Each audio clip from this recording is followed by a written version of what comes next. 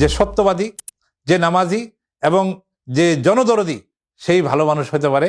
তাকে যদি লক্ষ্য করে আমরা ভোট দেই তাহলে সমাজের খেদমত হবে, মানুষের খেদমত হবে, মানবতার খেদমত হবে এবং ইসলামেরও খেদমত হবে।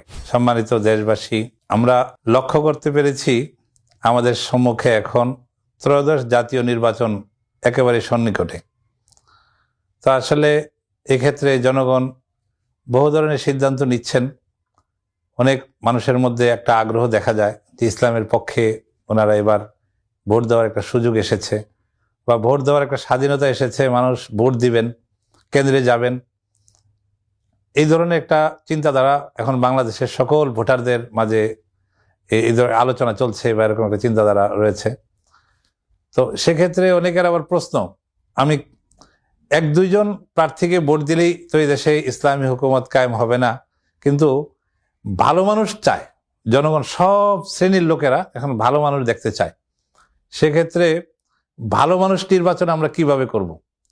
তবে আমাদের মধ্যে যতটুকু এই বুঝ আছে, যতটুকু আমরা বুঝি, এর মধ্যে আমরা ভালো মানুষ নির্বাচন করার ক্ষেত্রে যারা ভোট দেওয়ার মতো উপযুক্ত, যারা ভোটার, তারা অবশ্যই ইনশাল্লাহ কয়েকটা জিনিস ফলো করলে ভালো মানুষ পেয়ে যাবেন।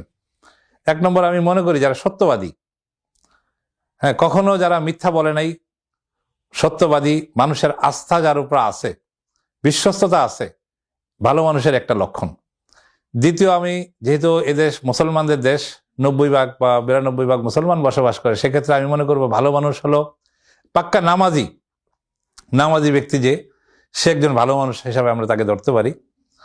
আরেকটা ভালো মানুষ হলো যে সমাজের খেদমত করে, জনগণের খেদমত করে, জনদরদি।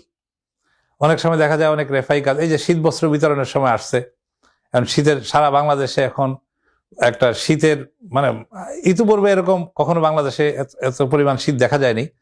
এখন যে একটা অবস্থা বাংলাদেশের, এক্ষেত্রে দেখা যাবে যা প্রার্থী যারা আছেন ওনারা শীত বস্ত্র নিয়ে শীতার্থ মানুষের পাশে আছেন কিনা, এই জিনিসটা দেখার বিষয়। যারা সমাজের বিভিন্ন শ্রেণীর খেদমতের মধ্যে নিয়োজিত আছেন, সমাজ বুঝবে যে না, সত্যিকারই নিয়ে আমাদের খাদেম, এবং উনি নির্বাচিত হলে উনি আমাদের খেদমত করবেন, জনগণের খেদমত করবেন, এলাকার খেদমত করবেন। অনেক সময় জনগণের অনেক বিষয় থাকে, জনগণ অনেক বিষয় থেকে বঞ্চিত থাকে, যেগুলো সরকারের পক্ষ থেকে যে সমস্ত সুবিধাগুলোর প্রতিশ্রুতি দেওয়া থাকে জনগণকে, কিন্তু জনগণ সেই প্রতিশ্রুতি অনুযায়ী সেই খেদমতগুলো প্রার্থীদের থেকে বা এমপিদের থেকে পান না।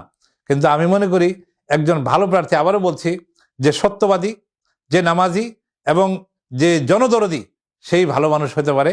তাকে যদি লক্ষ্য করে আমরা ভোট দেই তাহলে সমাজের খেদমত হবে, মানুষের খেদমত হবে, মানবতার খেদমত হবে এবং ইসলামেরও খেদমত হবে।